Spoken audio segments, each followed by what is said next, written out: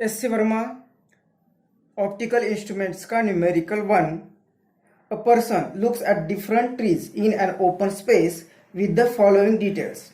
Arrange the trees in decreasing order of their apparent size.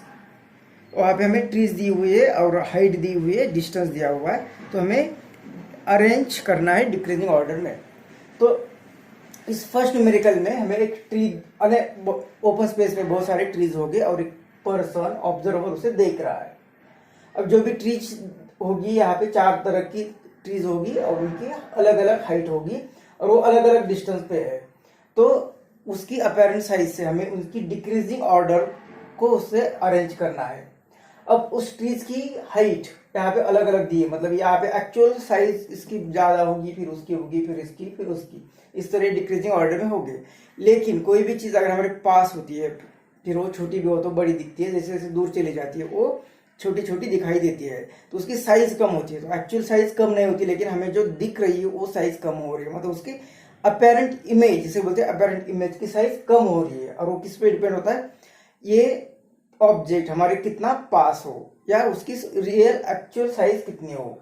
तो ये जो tree होगा उसे जो ऑब्जर्वर देख रहा है, उसके आंख उसे किस एंगल में देख रही होगी, उस एंगल पर वो अपेरेंट साइज डिपेंड होती है। और ये एंगल कितना होगा, इसे बोलते हैं एंगुलर, इसे बोलते हैं अपेरेंट साइज। और वो किस पर डिपेंड होगा, वो हाइट और वो ऑब्जेक्ट टू आई, इसका डिस्टेंस।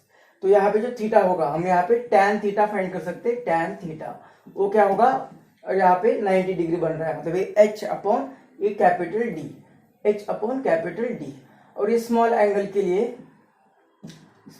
के लिए हम इसे लिख सकते हैं theta is approximately equal to h upon D। अब ये h और D के हमें वैल्यूज दी है, तो हम यहाँ पे थीटा फाइंड कर सकते हैं। और जिसका थीटा बड़ा होगा उसकी साइज बड़ी होगी, क्योंकि जैसे कोई भी एंगल, यहाँ पे इतना एंगल हो रहा है, जैसे वो दूर चला जाएगा एंगल कम कम होता चला जाएगा, इसलिए वो चीज छोटी छोटी दिखती जाएगी। तो थीटा पर डिपेंड होता है कि उसकी अपेरेंट साइज कितनी होगी। तो यहाँ पे ए पार्ट करते हैं, ट्री ए के लिए थीटा ए ट्री के लिए फाइंड करेंगे, तो उसकी हाइट 2 और उसका डिस्टेंस 50। तो इसे सॉल्व करेंगे तो ए आएगा, इसे 2 से मल्टीप्लाई करेंगे, इसे 2 से मल्टीप्लाई करेंगे तो ये आएगा 4/100, मतलब 0.04 इतना एंगल आ जाएगा। तो इसकी अपेरेंट साइज, इसका थीटा तो कितना आ रहा है, थीटा 0.04।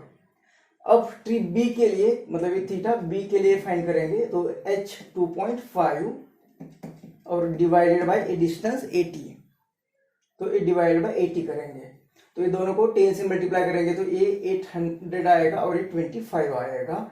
तो 8 से डिवाइड कर रहे हैं तो 8 3 जा 24, 1 रहा 10, तो 8 1 जा 8, फिर 2 तो 20, तो 8 2 जा 16, 4 बचे 8 5 जा, तो 8 से डिवाइड किया 25 को, तो इतना आ गया। और 10 फिर से -2, तो माइनस इंटू 10 - 2, मतलब ये कितना आएगा, थीटा बी 10 रेस, इसे 2 डेसिमल और, मतलब 0.03125। इसी तरह से थीटा हम ट्री सी के लिए फाइंड करेंगे, तो ये 1.8 डिवाइडेड बाय 70, तो 7 से डिवाइड करेंगे तो ये 0.7 टू द 14, 4 बचे 40, 35 5 बचे, तो ये और एक 10 और 70 से, मतलब और एक डेसिमल चला जाएगा, तो 0.02 थीटा डी के लिए करेंगे तो ये h 2.8 और डिवाइडेड बाय 100, मतलब ये आएगा 0.02, 2 डेसिमल से। तो ये वैल्यू को हमें कंपेयर करना है, इन वैल्यू को हमें कंपेयर करना है। तो ये आ गई 0.04, ये आ गई 0.03125 और ये आ गई 0.025, तो ये 0.0257 और ये आ गई 0.028। ये एंगल अगर हम कंपेयर करते हैं तो सबसे बड़ी वैल्यू जो होगी वो ए की होगी, ये सबसे बड़ी होगी, मतलब एक नंबर में बड़ी होगी। दूसरी यहाँ पे 0.03, तो ये होगी सेकेंड नंबर पर।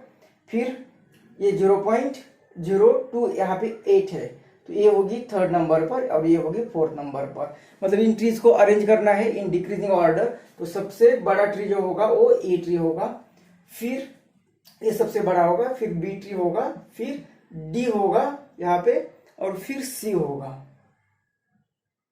तो इस तरह से इस ट्रीज को हम डिक्रीजिंग ऑर्डर में अरेंज कर सकते हैं।